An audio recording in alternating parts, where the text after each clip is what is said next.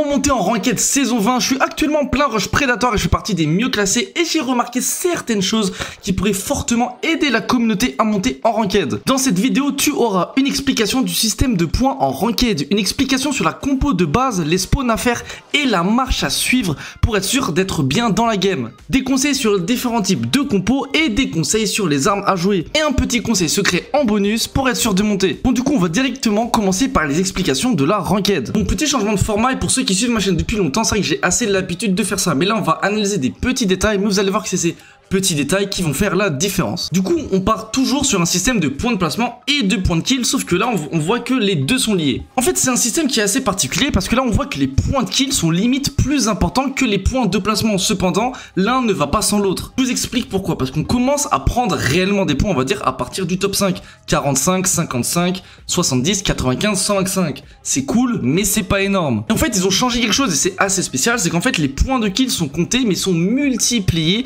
selon ton point de placement, c'est-à-dire que tes points de kill dans le top 10 valent 12 points, tes points de kill dans le top 5 valent 16 points, tes points de kill si tu fais un top 2 ça vaut 22 points et tes points de kill si tu fais un top 1 ils valent 26 points, du coup ils sont multipliés. Du coup personnellement je l'avais pas compris mais c'est vraiment malin et en fait ça accorde une énorme importance aux points de placement mais également aux points de kill. C'est à dire que si on fait des bons placements sans kill, et bien ça sert pas à grand chose et si on fait des kills sans bon placement, c'est un petit peu mieux, mais ça sert pas à grand chose non plus. Du coup, pour le coup, pour progresser dans cette ranked, on perd pas forcément énormément de points pour le coup, même si on en perd un petit peu, mais par contre, c'est assez compliqué de gagner des points parce qu'il faut des kills et des bons placements. Il y a également quelque chose à ne pas oublier, mais il y a un bonus de top 5. Alors, c'est pas noté, mais si je dis pas de bêtises, on peut gagner jusqu'à 50 points de bonus si on fait 5 top 1 consécutifs. C'est-à-dire que par exemple, si on fait 2 ou 3 top 1 consécutifs, à la fin de la game, vous allez voir, vous allez gagner plus 30 de bonus, plus 20 de bonus, plus 40 de bonus, jusqu'à plus 50 de bonus si vous faites 5 top 5 consécutifs et après ça se bloque à 50. Donc c'est toujours 50 points pris, pardon, et bah c'est intéressant tout simplement. Du coup voilà, c'était l'explication rapide par rapport au changement et au système de points et du coup on passe à la suite de la vidéo. Bon, maintenant que tu as compris comment prendre des points dans la théorie, on va maintenant passer à la pratique.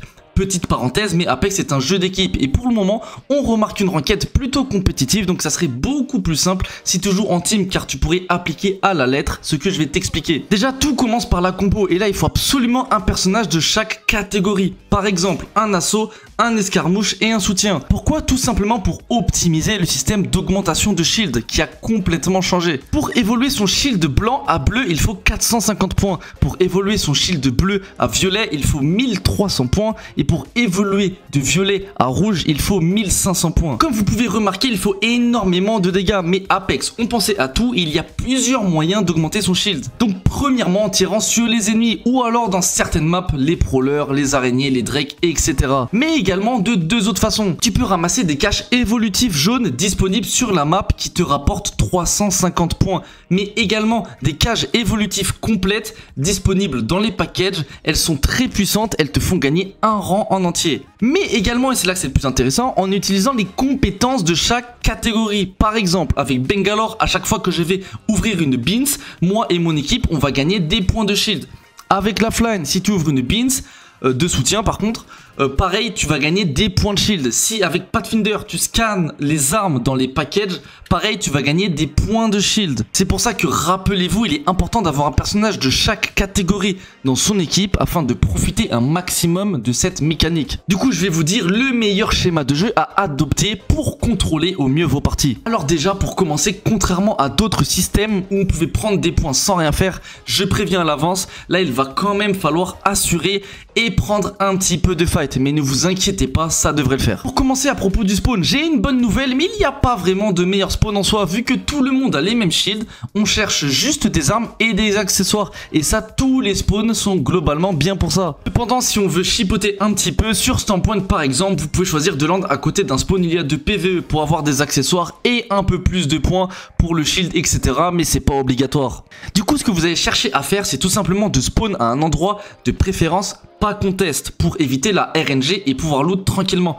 Après, si vous êtes en groupe et que ça ne vous gêne pas de fight et que vous avez un bon firepower, pourquoi pas, car les KP sont importants. Mais si vous faites des retours lobby, après, il ne faut pas se plaindre. Ce que vous allez chercher à faire, c'est tout simplement toutes les étapes que j'ai dit précédemment, c'est-à-dire land et utiliser toutes les compétences de catégorie, donc l'ouverture des bins, scan la zone, scan les packages, etc. afin de gagner un maximum de points de shield, tout en optimisant votre rotation par rapport aux items jaunes qui vont vous rapporter énormément de points de shield. Ou si vous tombez contre une team, d'avoir des meilleurs shields que eux et donc de pouvoir gagner un fight tranquillement. Si en plus vous gagnez le fight, vous allez pouvoir engager d'autres fights, etc. car vous aurez un gros avantage de shield. Après, pour le reste de la game, les fin zones, etc., je ne peux pas jouer à votre place. Cependant, je vous conseille de vous inspirer de Neuyazerin, il est plutôt pas mal. Concernant les différents types de compos de légende, je vais vous parler de la ranked et pas de la compétition. Moi, on va rester basique, simple et efficace. Donc on va partir sur du Bangalore revenant conduit, Bangalore Bloodhound conduite, Caustic Race Catalyst, Horizon conduite revenant, Newcastle revenant Bangalore. Alors c'est des idées de compo hein, mais pour être honnête, absolument toutes les légendes sont jouables. Mis à part peut-être Ballistic qui selon moi est vraiment en dessous, vous pouvez tester plusieurs types de compositions. Et par rapport aux armes, pas trop d'originalité, on va essayer d'éviter toutes les armes comme la dévotion, Spitfire, etc. et plutôt opter pour un style de jeu qui peut s'adapter à toutes les situations. Pour les armes long range, M-Lock, Flatline, R301. Pour les armes close range, R99, PK, Mastiff, Volt, Car, Alternator. Re45 avec le Digital et Bangalore peut être également intéressant. Bien évidemment, surtout ramasser l'Eva 8 et le Wigman si vous le pouvez, car ce sont des armes extrêmement puissantes. Et si vous le souhaitez, une personne de votre équipe peut jouer un fusil de sniper, ça peut débloquer certaines situations. Et maintenant, je vais vous donner le tout dernier conseil ultime qui va faire toute la différence.